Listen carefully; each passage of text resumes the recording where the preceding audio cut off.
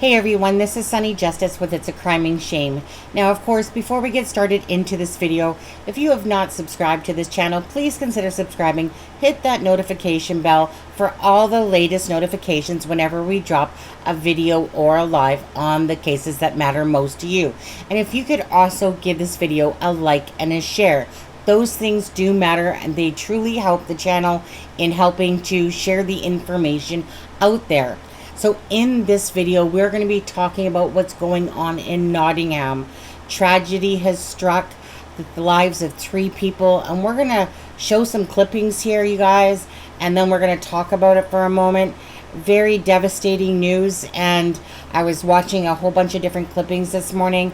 Prayers to all the family members that have been affected to this, but especially prayers to the victims. You know, this is the reason why we do things, to bring awareness, to, you know, try to bring justice wherever we can, to be a voice for the voiceless.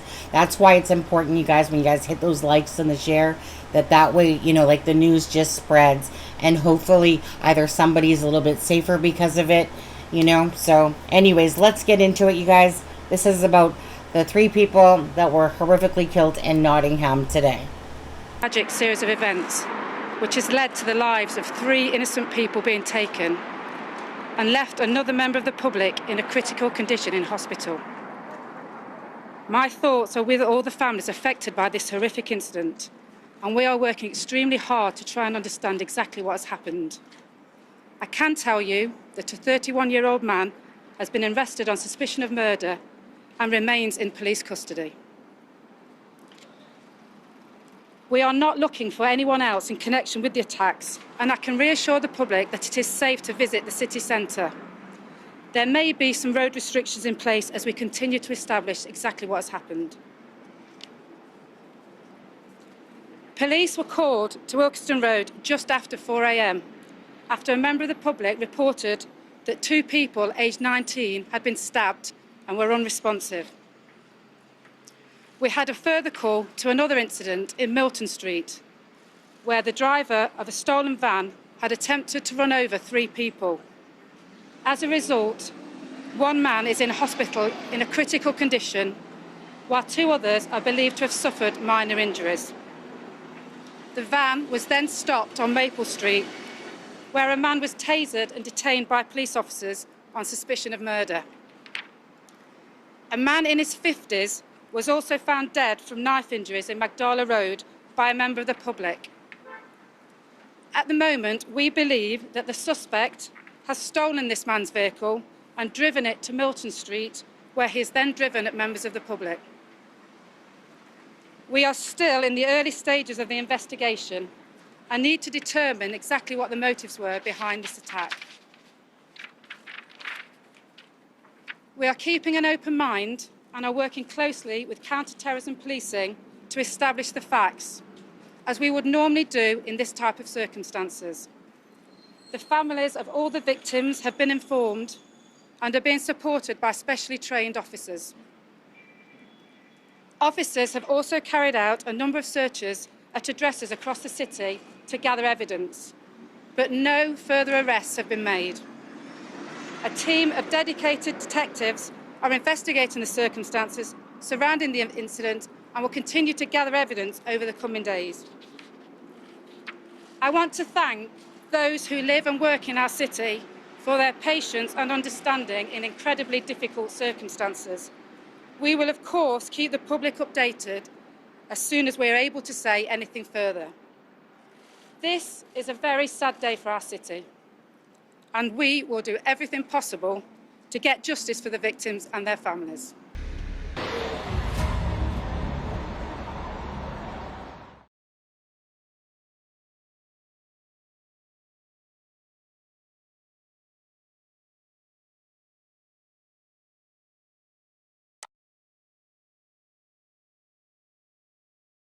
As you can about what you saw and heard. Yeah, I woke up about 5:15. I normally wake up quite early to go to work.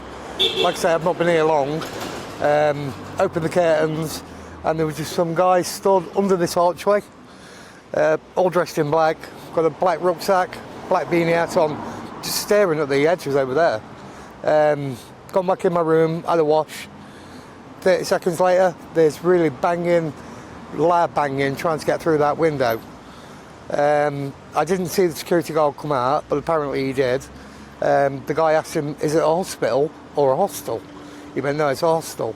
And then he just came back through this archway and just walked off there, dead calm. But really calm. This was the room right next to yours, where looking behind you is number 66, and it's the bay window, basically. Yeah. And did you say he was trying to smash his way in? No, I could hear him smashing because of the bay window. I can only see so much out that window because it's recessed back. But yeah, it was really loud. He never said a word, not one single word.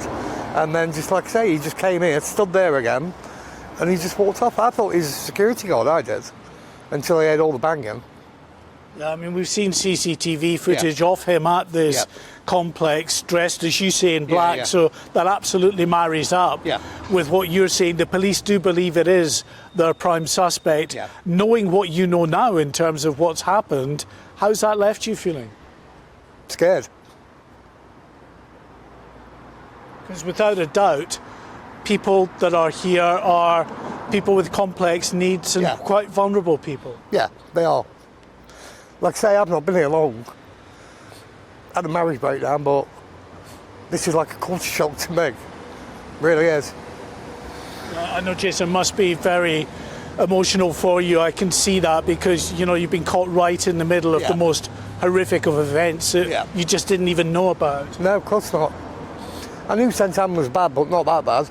You don't expect that on your doorstep, do you? And like I say, when it happened, I didn't even know what he'd done when he'd gone down the road. It's horrendous. Horrendous.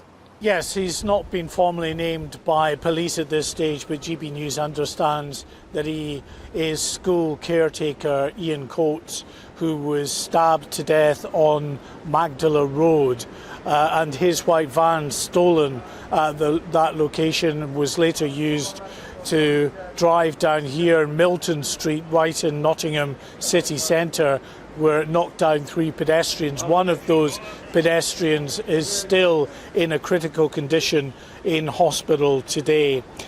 We've been getting some reaction through from the families of those individuals who died. We've been hearing from the family of that young man, the aspiring young cricketer Barnaby Webber, who say that he, you know, was just a wonderful young man with his life ahead of him. In a statement, they say complete devastation is not enough to describe our pain and loss at the senseless murder of our son. Barnaby Philip John Webber was a beautiful, brilliant, bright young man with everything to look forward to. A talented and passionate cricketer who was over the moon to have made selection to his university cricket team. At 19, he was just at the start of his journey into adulthood and was developing into a wonderful young man. As parents, we are enormously proud of everything he achieved and all the plans he had made. His brother is bereft beyond belief, and at this time we ask for the privacy for the family to be allowed time to process and to grieve. And we also understand that Grace Kumar, the other student, 19-year-old Grace Kumar, who was walking home with her young student friend at that time when they were attacked and stabbed to death. We understand that her father is a GP in London, that he himself had saved the lives of 3 teenagers back in 2008 who'd been stabbed near his surgery in Chingford, a doctor who also worked alongside the police at times as an on-call police surgeon who was required to attend a police station on numerous occasions. So someone who's seen up close the devastating effects of knife crime, and of course now coming to terms with the news that his daughter was stabbed to death here in the early hours of yesterday morning. A little earlier, I was also speaking to an eyewitness, Ross Murphy, who was here yesterday morning. He just got off a bus, was heading to the local gym when he heard the sound of that van hitting pedestrians and saw one of those badly injured. This is what he told us. I came off the 36 bus about 50 yards that way. As I did, I heard a loud bang. I thought nothing of it really. There's plenty of people about this time in the morning. I walked towards McDonald's for a quick coffee, as I usually do, before I go to the gym.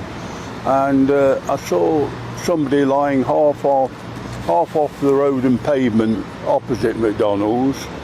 And still thought nothing of it, because there's a lot of people like beggars, etc. in this area in the morning. I thought somebody just collapsed.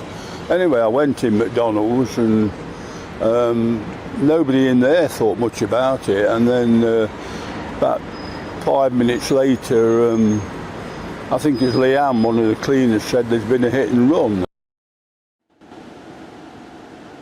Well, we're told that the suspect is still being questioned by police at this hour. We are told that he's a 31-year-old West African migrant who's been living here in the UK for more than a decade now. He is apparently known to police, but we're told that he doesn't have a criminal record, but there are indicators of violence and mental health issues in the past. Of course, questions now will be asked about whether any of the issues surrounding this individual, those points of concern, were flagged up to authorities in advance of the terrible events in the early hours of yesterday morning. Danny, take us through the timeline of what we know so far, you know, being aware that there are gaps in the detail. There are, as ever, lots of gaps in the detail, Matt, and there's speculation, obviously. Yes, he's not been formally named by... Today, there has been a shocking and tragic... They hear that somebody has been arrested, they kind of think, well, that's the end of it, so to speak. And it may be in terms of operationally on the ground, but of course, for detectives, that's the very start of their work, as they have to very carefully, systematically piece together all of the evidence in order to be able to charge someone, to get them in front of a court, and hopefully to convict them of their wrongdoing. Yes, I mean, as far as the situation itself is, 3 dead in Nottingham. We're not entirely sure how they were killed, but the belief is that it was involving a van. That we've got witnesses saying there was stabbing going on as well. I mean, we were just talking to our last guest, Kevin Hurley from the Counter-Terror Brigade, formerly of City of London Police. Presumably, the problem for an awful lot of these incidents now is if it does turn out to be a mental health issue. We were only last week talking about the police basically now saying they're not going to attend any of these mental health incidents unless they're quite serious ones. Well, we are, of course, some way away from knowing what the motives of these crimes were. If indeed the person that's been arrested is responsible for them, then perhaps in some time in the future, and it might not be today or tomorrow or for some weeks, we will establish what the motives were, why these crimes were committed. But we're a very, very long way away from that. What I would like to say, if I may, my wife and I have been deeply, deeply touched by the viewers and the listeners of Talk TV, because this morning at 9:30, when I was on Julia's show, I expressed my concerns for our youngest son, who's a student in Nottingham. When we woke up this morning, there was a photograph from him taken in a nightclub at 2:37 a.m. We, of course, as this news broke, were horrified and were very, very concerned for his well-being. I mentioned this to Julia on the show this morning, and so many viewers and listeners got in touch, expressing their concerns, sending us their very best wishes. And my wife and I were both deeply touched by all those well-wishers. I am delighted to say that our son is well and safe. But of course, today, if not already, some people will tragically have had that visit from a police officer who will deliver to them the worst possible news you could ever hear in your life. Our few hours of anxiety pales into insignificance when compared to the news that will be broken to so many people today, and my hearts and my thoughts go out to them. It was one of my first thoughts this morning, Peter, actually, even before I saw you on Julia's show, because so many parents will have kids as students in Nottingham. It's a big university town, it's a big college town.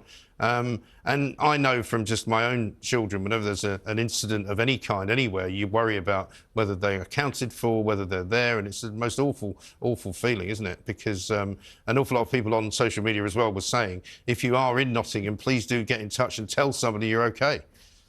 Yes, absolutely. We've spread the word as far and as quickly as we possibly could. News is reaching me of very, very tragic news, but you and I, being the responsible broadcasters that we are, we won't go any further than that. I just send so many thanks to so many people who reached out after I'd spoken on Julia's show with really heartfelt messages and wishes that were sent our way. It was deeply, deeply consoling, but of course, it will be no consolation for those people that simply receive the worst news possible. And of course, the investigation will show what the motivations were for this crime. But whatever the motives, the outcomes won't be changed. Lives have been lost. People have been injured. Possibly their lives will be changed forever. And so, of course, today is a huge tragedy of monumental proportions. Exactly right. And as far as the police are dealing with it, Peter, I'm assuming at some point today they will give some form of public statement or some kind of press conference. Do you think that will happen? Yes, and I give all due credit to the Chief Constable of Nottingham for getting her press release out as promptly as she did, which clearly indicated that the incidents as they were essentially over, that there was no marauding offender still on the loose. That was, I'm sure, of great consolation to many, many people. And that was communicated very quickly. We will, I'm sure, at some stage later today, hear from the police again with a press conference. But right now, I don't need to hear any more from the police. What I want is determined, professional, dedicated detectives gathering every tiny scrap of evidence possible, gathering it all together from multiple locations, multiple offences that have been committed, so that they can put an absolutely watertight case in front of a court, and whosoever is responsible for these ghastly crimes can be rightfully convicted and sent to jail. Yeah, Chief Constable Kate Maynell has said this so far. This is an horrific and tragic incident which has claimed the lives of 3 people. We believe these 3 incidents are all linked and we have a man in custody. This investigation is at its early stages and a team of detectives is working to establish exactly what has happened. We ask the public to be patient while inquiries continue, and at this time a number of roads in the city will remain closed as the investigation progresses. We're looking now at some new pictures, breaking news here on Talk TV, of the inside the police cordon, where you can see some forensic officers there examining the ground inside of a tent. They've erected some kind of a forensic tent there.